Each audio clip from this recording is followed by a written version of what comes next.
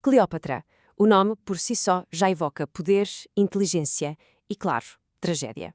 Vamos mergulhar a fundo na vida de uma das figuras mais icónicas da história.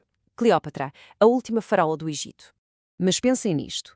Como é que uma jovem, que herdou um reino já com imensos problemas, se transformou numa das governantes mais lendárias de todos os tempos? Foi sorte? Foi uma estratégia genial?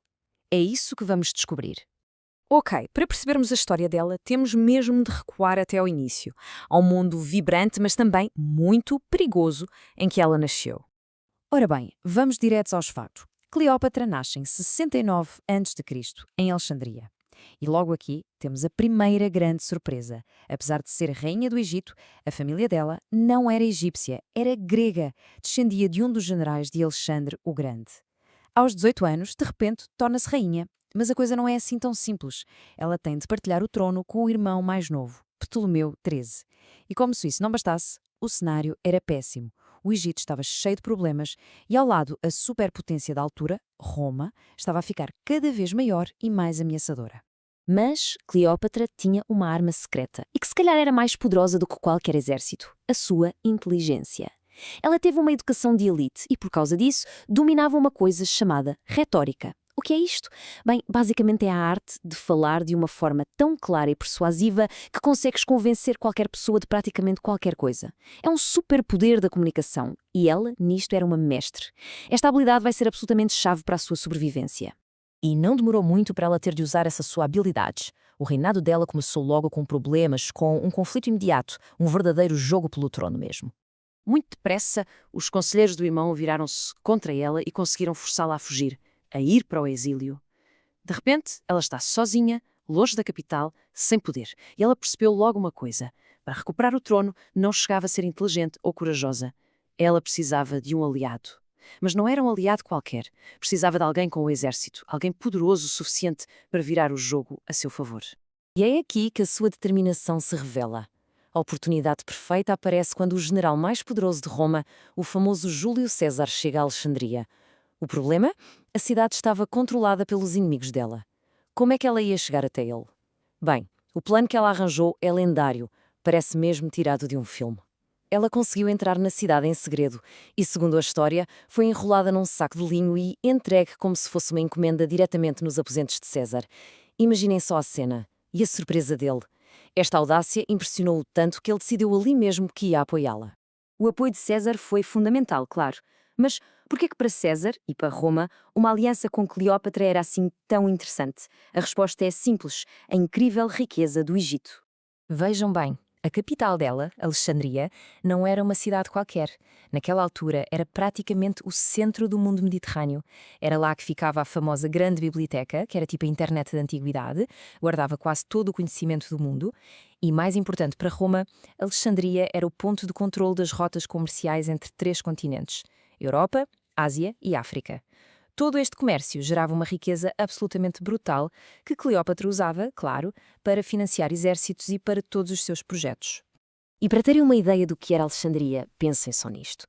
O famoso farol de Alexandria tinha mais de 100 metros de altura. Era uma das estruturas mais altas de todo o mundo antigo. Era sem dúvida um símbolo do poder e da engenharia avançada que o Egito tinha.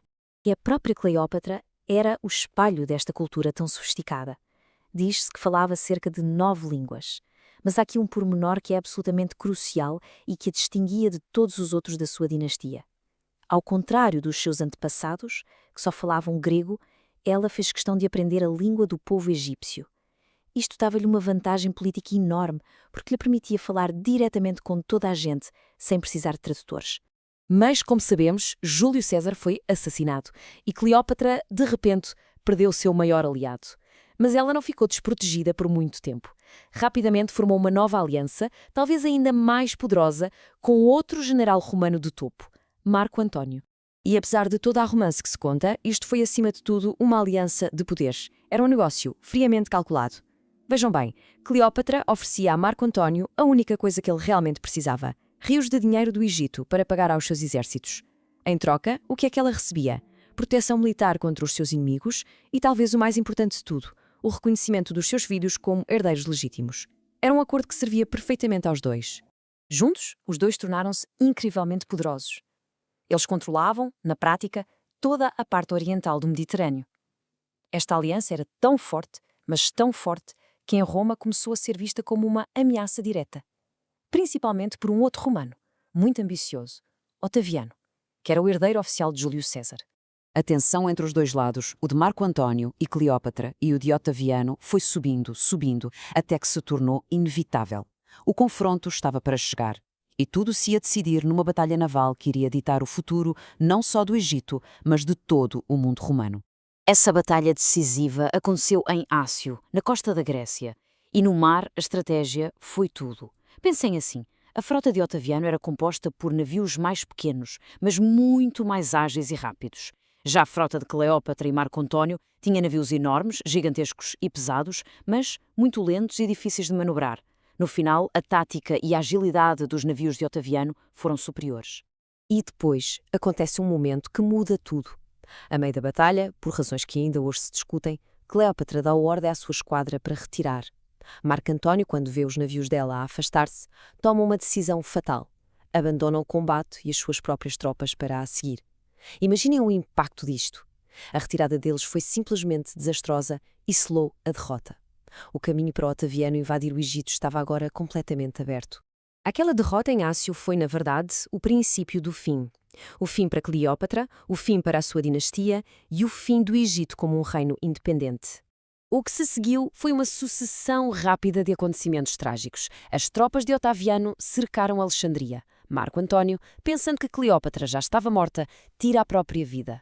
Pouco tempo depois, Cleópatra é capturada. O plano de Otaviano era levá-la para Roma e exibir-la pelas ruas como um troféu de guerra. Mas Cleópatra nunca permitiria essa humilhação. Aos 39 anos, ela preferiu controlar o seu próprio destino. A morte dela não foi apenas o fim de uma vida, foi o fim de uma era. O Egito, aquele reino antigo com milhares de anos de história, deixou de existir como nação independente e tornou-se apenas mais uma província romana. E a dinastia ptolomaica, que governou durante quase 300 anos, acabou ali, com ela. E no final, fica a grande questão para refletirmos. Cleópatra foi uma vítima, esmagada pelo poder implacável de Roma, ou foi ela, até o último momento, a arquiteta do seu próprio destino? A resposta a essa pergunta, talvez, seja esse o seu verdadeiro e eterno legado.